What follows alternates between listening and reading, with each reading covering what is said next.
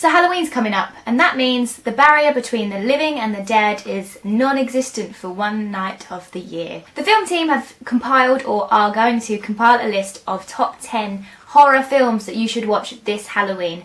However, I'm going to be honest with you guys, I could not advise you to watch any horror films because I don't actually like horror films. I have the world's most vivid imagination possible, so when I do watch a horror film, which is very rarely, I cover my eyes, I get those weird shakes, and I do that sharp intake of breath which makes your throat really hurt, and then you can't feel your throat for like a minute or so. So horror films strive on emotional response. They want the audience to feel the fear that the character is feeling, and they want them to feel that fear for longer periods of time after the viewing. For me, horror films do just that, however they are prolonged emotional responses.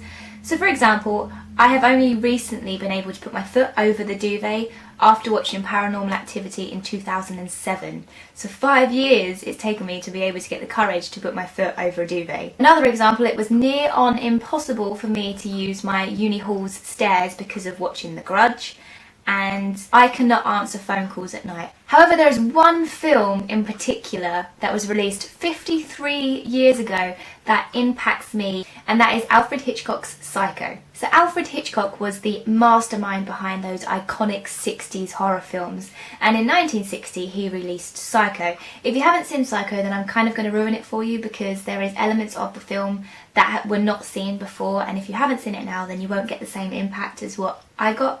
So if you haven't seen the film, then I suggest you stop watching now.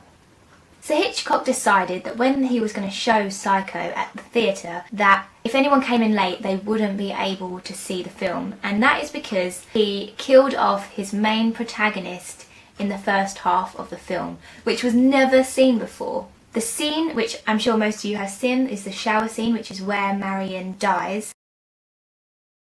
Marion is in the shower, she's, doing her thing, and then you see a figure, like a shadowy figure in the shower curtain holding up a knife, and it just stabs her until she's dead. And then there's that iconic plug hole shot as well. And all of those things, even the score by Bernard Herrmann, and the plug hole shot, and the fear in her eyes, all accumulated together to make me have a fear of showering at night. It sounds really stupid because I don't know many cross-dressing psychopaths that are going to come into my shower and kill me. So it's just incredible how a film that was released 53 years ago still impacts someone who wasn't around when it was out. That's just the power of cinema, the power of emotional response. So what I want to know is, what is your favourite horror film? I'm not going to watch it, I'm not going to lie, but I just want to know what kind of things that you guys like about your particular favourite horror. You can leave me comments down below and we can have a discussion about horror films, much to my dislike. And I'll speak to you all very soon. Thank you for watching, bye!